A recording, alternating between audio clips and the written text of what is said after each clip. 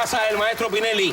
Placer siempre tenerlo en este show. Gracias, Luis. Oiga, pues hay una petición de algunas personas del público porque hay muchos artistas que hicieron su carrera, bueno, primero en nuestro país, después se fueron al exilio, aquí murieron y no hemos hablado de ellos. Así que comencemos un segmento, Pinelli, le propongo, donde hablemos de artistas que nunca pudieron regresar a su país. Sí, una cantidad además de glorias de Cuba. De glorias. Fueron muy famosos. ¿Cómo no? Entre ellos... Gico Membiela, por ejemplo. ¿Cómo no?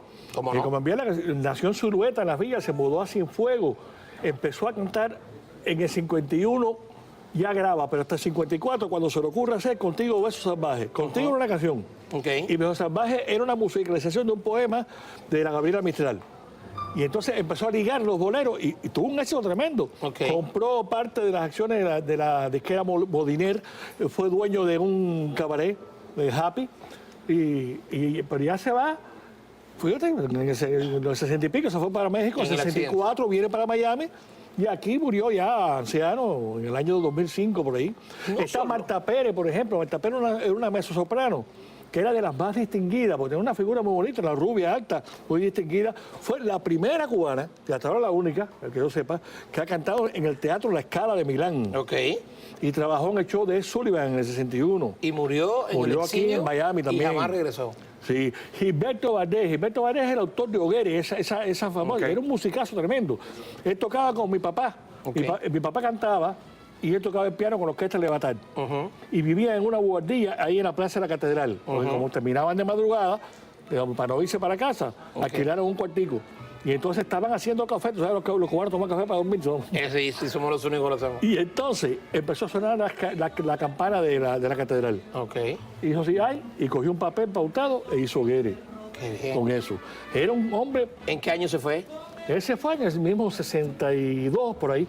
O 63. Y murió en el exilio. Sí, y además pues, trabajó en lugares importantísimos en Nueva York. Un caso que fue muy doloroso porque murió cuando tenía todavía mucho que dar fue Israel Cantor. ¿Cómo no?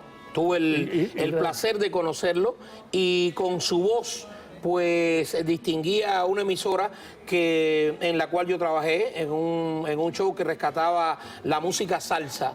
Y él, bueno, nos conocimos mucho antes aquí cuando yo llegué, pero yo no recordaba a Israel de Cuba, es decir, lo conocía, pero no recordaba cuando... Estaba en Bam Bam. Sí, claro, pero que yo nunca pude ir a ningún concierto ni nada. Y aquí lo vi cantar muchísimas veces y mantenía su voz, mantenía... Fíjate, una voz fabulosa. A punto de que se queda en el 83 en México y brinca para acá. Va para Nueva York y empieza a trabajar en Nueva York. Y entonces cuando lo oyó Héctor Lavoe, que tenía fama de ser una de las mejores voces que tenía la salsa. ¿Cómo no?